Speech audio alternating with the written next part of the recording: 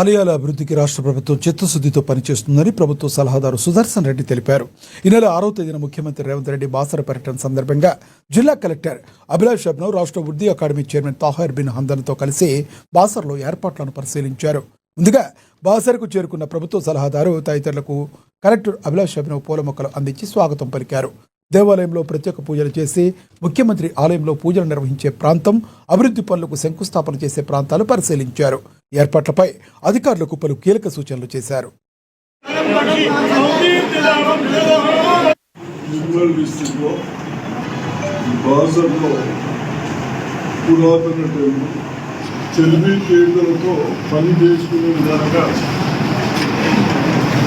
చిన్నపిల్లలను కూడా తీసుకొచ్చి మనం శ్రీకారం చేస్తాం. ఫస్ట్ ప్రణాళిక చేపట్టి దాన్ని ఏ విధంగా చేస్తే బాగుంటుందనే ఉద్దేశంతో 2 ప్లాన్స్, దాంట్లో భాగమే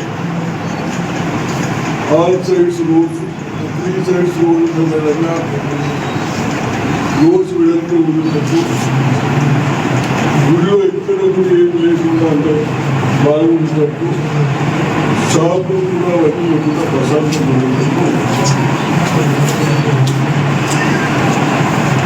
కావాల్సిన మనము టెంపుల్స్ ఎలా ఉన్నారో దాని ప్రకారం చూస్తూ మన ప్రపోజల్ శిక్షణ జరిగింది. దాన్ని